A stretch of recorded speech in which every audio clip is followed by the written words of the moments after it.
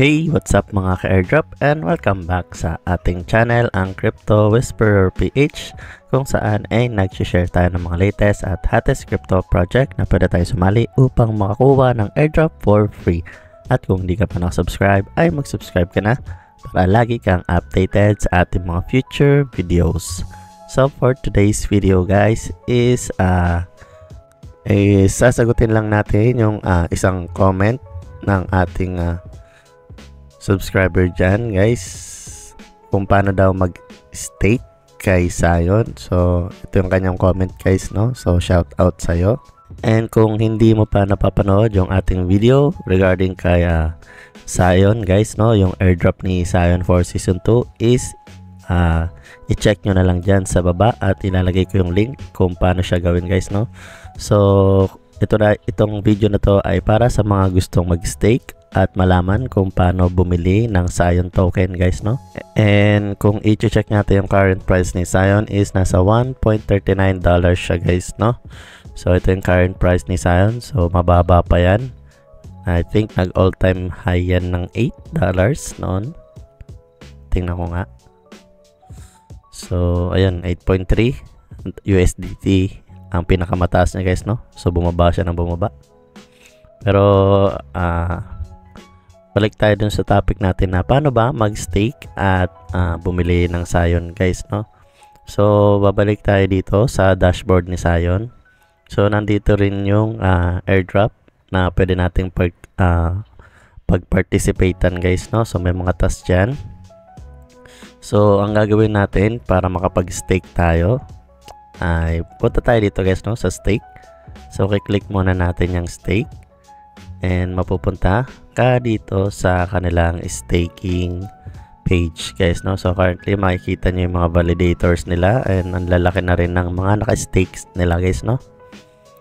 So makikita nyo is wala pa tayong claimable and yung kanilang APR. So APR guys is annual per annum percentage rate yata yun. Basta ito yung percentage ng ating makukuha once na nag-stake tayo guys, no? So di ko alam kung fixed na yan or nag-iiba pa yan, depende sa inyong token guys, no? So ito makikita nyo dito, get Zion. So click nyo lang yon. And then mapupunta tayo ulit sa isang page na naman. So kung may makikita nyo dito stake or get Zion. So since wala pa tayong Zion is pindutin nyo muna yung get Zion guys, no? So madali lang naman intindihin kung susunduan nyo lang guys, no?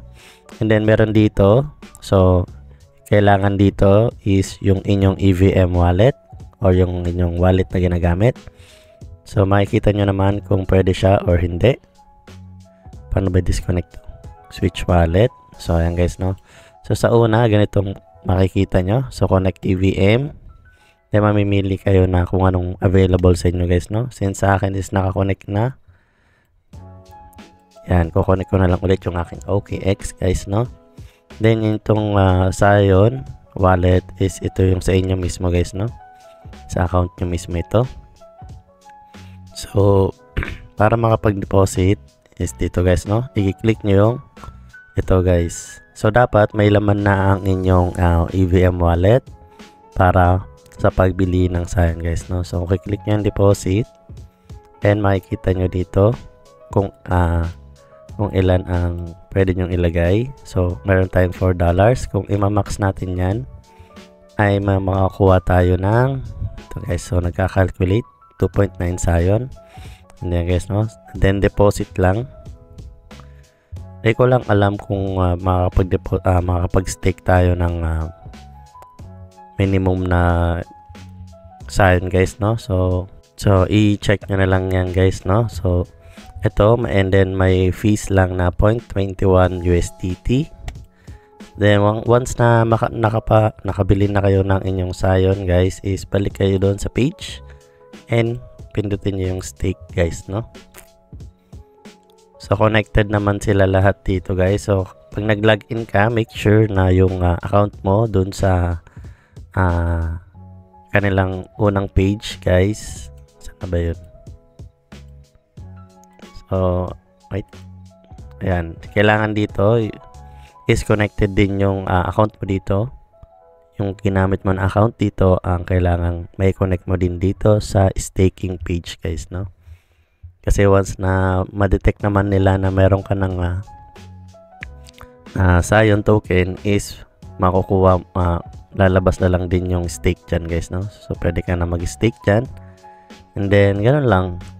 Ang maganda pag nag-stake ka, guys, is so ang maganda lang, guys, pag nag-stake ka is may makukuha kang multiplier. So yan, guys, no, times 5 multiplier. So hindi ko rin sure kung fixed na yan or depende pa rin sa laki ng yung i-stake, guys, no? So kung nakikita nyo dito, may multiplier tayo dito. Yan, times 1, and yung stake is 0. Pero once na kapag nag-stake ka is madadagdagan itong karma per minute nyo, guys, no? So parang nagkakaroon kayo ng mina-mine. So offline mining yun, guys, no? So depende sa inyong ini-stake. So yun ang maganda kapag nag-stake ka or nag-invest ka dito kay Sion, guys, no? So lumalaki at nagkakaroon ng value yung inyong ini-stake, guys, no? So depende sa laki. And then I think ang duration nito, guys, is for 3 months din. So after 3 months is pwede mo nang makuha ang inyong ni-stake, guys, no? So yun ang maganda kay Sion. And ang maganda is nasa lows, nasa all time low na ba ito? 1.4, 1.1, guys, no? So at least nasa $1 ang isang Sion token. And then kapag tumaas pang multiplier mo, guys, is lalaki yan. So yun ang magandang benefit once na nag-stake ka kay Sion. So $1 ang isang token is napakaganda na, guys, no? So ganun lang ang pag-stake at pagbili ng Sion token, guys, no?